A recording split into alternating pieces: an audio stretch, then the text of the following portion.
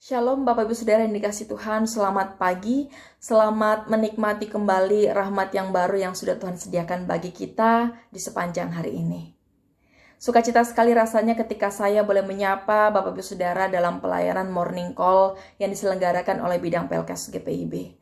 Saya Pendeta Febriani Pinserudi Natarigan, yang saat ini sedang melayani sebagai pendeta jemaat di GPIB Jemaat Shalom Balikpapan, wilayah pelayanan Pos Pelkes Sejahtera Samboja, Pos Pelkes Efrata Traktor 6, dan Pos Pelkes Torsina Senipah. Di hari ini, di pagi yang indah ini, saya mengajak kita sekalian untuk boleh merenungkan kebenaran firman Tuhan berdasarkan tema yang ada pada Sabda Bina Umat di pagi hari dari kitab Keluaran pasal 4 ayat 1 sampai 9. Firman Tuhan ini akan menjadi pedoman bagi kita dalam melaksanakan berbagai rutinitas kita di hari ini. Untuk itu, mari kita persiapkan hati dan pikiran kita untuk menyambut firman Tuhan. Dan sebelum kita merenungkan firman Tuhan, mari kita bersatu di dalam doa. Ya Allah Bapa yang bertata dalam kerajaan surga, kembali kami datang ke hadirat Tuhan mengucap syukur oleh karena penyertaan pemeliharaan yang sudah Tuhan berikan bagi kami, sehingga pada saat ini kami boleh kembali menikmati rahmat yang baru di hari yang baru, dan kami akan melaksanakan berbagai aktivitas kami berlandaskan pada firman Tuhan. Untuk itu kami akan merenungkan firman-Mu sebagai landasan kami untuk berkata-kata dan berbuat, agar segala apa yang kami kerjakan, maka semuanya berkenan di hadapan Tuhan. Bersabdalah Tuhan bagi kami siap mendengarkan firman Tuhan. Diamkanlah segala suara dalam hati dan pikiran kami, biarlah hanya suara Tuhan yang boleh kami perdengarkan. Di dalam Kristus Yesus kami berdoa. Amin. Jemaat yang dikasih Tuhan, pembacaan Alkitab dari kitab Keluaran pasal 4 ayat 1 sampai 9. Saya akan membacakannya bagi kita sekalian. Lalu sahut Musa, "Bagaimana jika mereka tidak percaya kepadaku dan tidak mendengarkan perkataanku, melainkan berkata, Tuhan tidak menampakkan diri kepadamu?" Tuhan berfirman kepadanya, "Apakah yang di tanganmu itu?" Jawab Musa, "Tongkat." Firman Tuhan, "Lemparkanlah itu ke tanah." Dan ketika dilemparkannya ke tanah, maka tongkat itu menjadi ular, sehingga Musa lari meninggalkannya. Tetapi firman Tuhan kepada Musa, "Ulurkanlah tanganmu dan peganglah ekornya." Musa mengulurkan tangannya, ditangkapnya ular itu, lalu menjadi tongkat di tangannya. Supaya mereka percaya bahwa Tuhan Allah nenek moyang mereka, Allah Abraham, Allah Ishak, dan Allah Yakub telah menampakkan diri kepadamu. Lagi firman Tuhan kepadanya, "Masukkanlah tanganmu ke dalam bajumu." Dimasukkannya tangannya ke dalam bajunya, dan setelah ditariknya keluar, maka tangannya kena kusta, putih seperti salju. Sesudah itu firman-Nya, "Masukkanlah tanganmu kembali ke dalam bajumu." Musa memasukkan tangannya kembali ke dalam bajunya, dan setelah ditariknya keluar, maka tangan itu pulih kembali seperti seluruh badannya. Jika mereka tidak percaya kepadamu dan tidak mengindahkan tanda mukjizat yang pertama, maka mereka akan percaya kepada tanda mukjizat yang kedua. Dan jika mereka tidak juga percaya kepada kedua tanda mukjizat ini, dan tidak mendengarkan perkataanmu, maka engkau harus mengambil air dari sungai Nil dan harus kau curahkan di tanah yang kering. Lalu air yang kau ambil itu akan menjadi darah di tanah yang kering itu. Demikianlah pembacaan Alkitab. Yang berbahagia adalah setiap kita yang boleh mendengarkan, merenungkan, serta melakukan kebenaran firman Tuhan. Terpujilah Kristus. Haleluya. Bapak Ibu Saudara yang dikasih Tuhan, manusia sesungguhnya diciptakan untuk menjadi rekan sekerja Allah. Sehingga Allah terus memanggil siapa saja untuk mengambil bagian dalam misi Allah itu sendiri. Tetapi hal yang biasa terjadi adalah tiap-tiap manusia memberi respon yang berbeda-beda. Ada manusia yang menerima dengan sukacita, tetapi ada pula yang mengerjakannya karena terpaksa, atau berniat menolaknya dengan berbagai pertimbangan. Ya, artinya manusia tersebut melakukan negosiasi, ya, bernegosiasi dengan Allah. Dan hal itulah yang terjadi pada diri Musa. Musa diutus Allah untuk membebaskan atau membawa bangsa Israel keluar dari perbudakan di Mesir Oleh karena Allah telah melihat betapa kerasnya orang Mesir menindas bangsa Israel. Dan Allah juga mengingat kembali seruan pembebasan dan pemulihan yang Allah nyatakan terhadap nenek moyang Israel. Sehingga pada saat itu adalah waktu yang tepat ketika Allah kemudian menggenapi janjinya kepada nenek moyang Israel untuk menyatakan pembebasan bagi umat Israel. Terkhusus untuk membawa mereka keluar dari perbudakan Mesir. Dan Musa dipakai Allah untuk melaksanakan misi tersebut. Musa memberi respon dengan bernegosiasi kepada Allah, ya. Dia berniat untuk menolak dengan beberapa pertimbangan. Pertimbangan Musa, salah satunya ada pada ayat yang pertama, sebagaimana pembacaan Alkitab kita. Musa katakan, bagaimana jika bangsa Israel tidak percaya kepadaku dan tidak mendengarkan perkataanku, melainkan berkata, Tuhan tidak menampakkan diri kepadamu.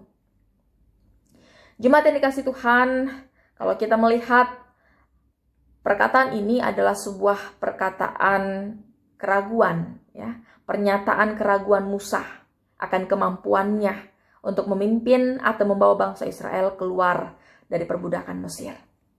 Tetapi kemudian Allah merespon hal tersebut. Ya. Allah merespon keraguan Musa, merespon pertimbangan Musa dengan memperlihatkan kepadanya berbagai tanda mukjizat. Kalau kita membaca tadi, Bapak Saudara yang dikasih Tuhan dalam perikop Alkitab kita, ya, kita boleh bersama-sama melihat bagaimana Allah memperlihatkan sebuah tongkat yang berubah menjadi ular. Lalu kemudian tangan Musa yang terkena kusta lalu segera dipulihkan oleh Allah. Setelah itu air yang kemudian juga menjadi darah. Nah, hal-hal ini adalah tanda-tanda mukjizat yang dinyatakan Allah kepada Musa untuk membuktikan dan meyakinkan umat Israel bahwa Allah adalah pribadi yang telah mengutus Musa sebagai alatnya. Sebagai alat Tuhan itu sendiri untuk membawa bangsa Israel keluar dari perbudakan. Dan mukjizat tersebut bukan hanya bertujuan untuk meyakinkan umat Israel, tetapi juga untuk meyakinkan Musa bahwa Tuhan mempunyai kekuasaan yang sungguh luar biasa, sehingga pembebasan dari Mesir adalah hal yang sangat dimungkinkan. Bapak Ibu Saudara yang dikasihi Tuhan kita Yesus Kristus, pesan yang disampaikan dalam perikop Alkitab kita pada hari ini sangat relevan untuk konteks kehidupan kita sekarang ini. Kekuasaan Allah, pencipta langit dan bumi, berada di atas kekuasaan semua ciptaannya, termasuk para penguasa yang menganggap dirinya seperti dewa.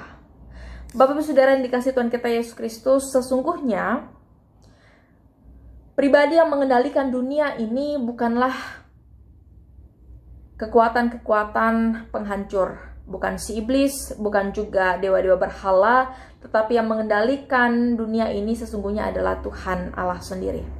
Oleh sebab itu, ketika Tuhan mengutus umat manusia, ketika Tuhan mengutus umatnya untuk berkarya, sebagaimana terjadi pada diri Musa, maka hal yang perlu kita renungkan bersama bahwa jangan sekali-kali kita meragukan penyertaan Tuhan, Bapak Ibu Saudara. Ketika Tuhan memilih, ketika Tuhan mengutus, maka Tuhan juga yang akan memampukan. Tergantung dari kemauan kita. Apakah kita bersedia untuk menjawab panggilan atau pengutusan Allah bagi kita.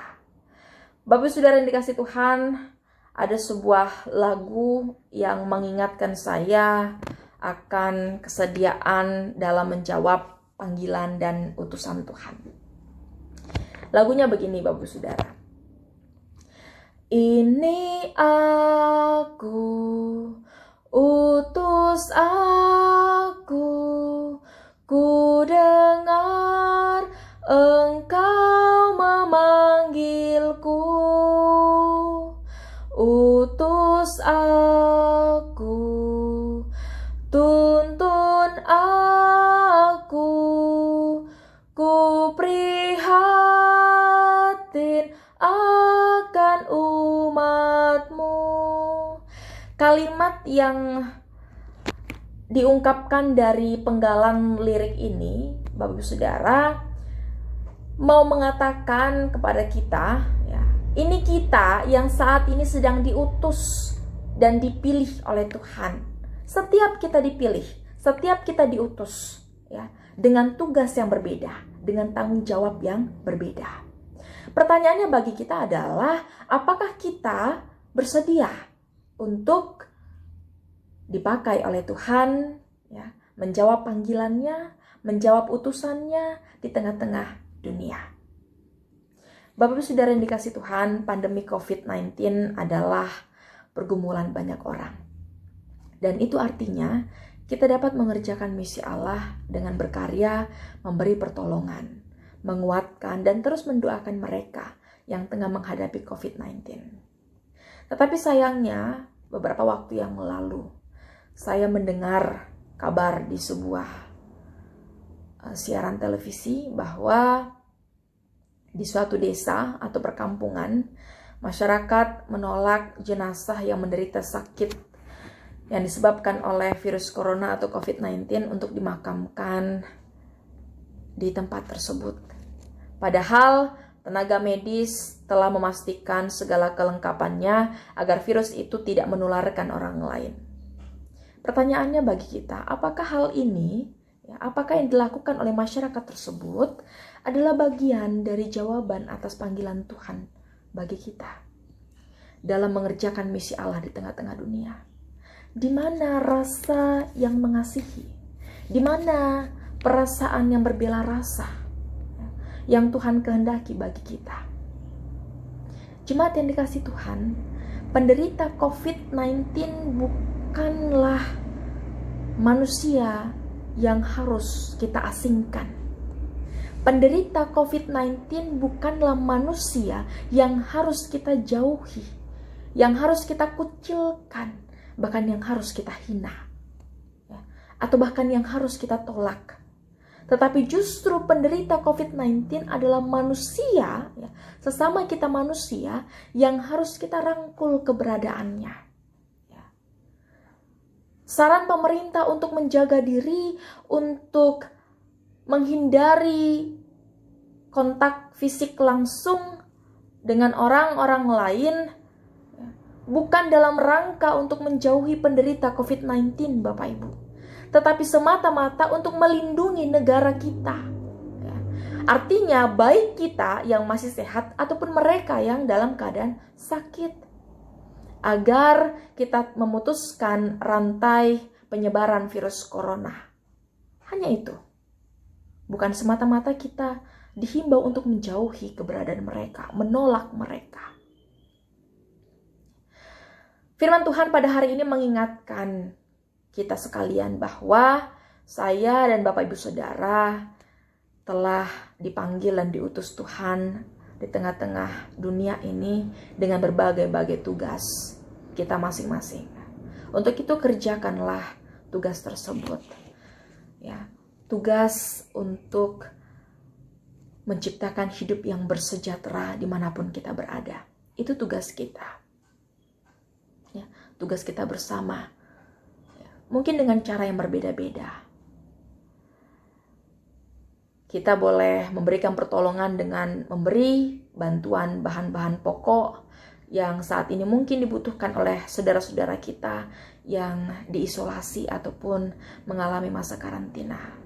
Atau kita juga bisa dengan mendoakan, ya, menggumuli senantiasa keberadaan mereka, memotivasi mereka, memberi semangat mereka, bahkan menguatkan keluarga yang sedang berduka oleh karena anggota keluarganya telah dimuliakan atau dipanggil untuk berpulang ke pangkuan Bapa di sorga setelah merasakan sakit yang disebabkan oleh COVID-19. Mari, saudara-saudara yang dikasih Tuhan, kita mengerjakan misi Allah dengan menciptakan hidup yang bersejahtera dimanapun kita berada. Ya, menggunakan apa yang bisa kita pakai, bahkan memaksimalkan talenta kita, ya, keberadaan kita, kemampuan kita untuk menolong banyak orang, untuk berkarya bagi banyak orang, menjadi berkat bagi banyak orang. Tuhan Yesus memberkati kita sekalian. Amin. Mari kita bersatu di dalam doa. Bapa kami yang ada di surga, terima kasih Tuhan untuk firman yang boleh kami dengar dan kami renungkan bersama. Biarlah firman-Mu boleh melekat dalam hati dan pikiran kami. Tuhan Yesus, mampukanlah kami untuk boleh menjadi pelaku kebenaran firman Allah.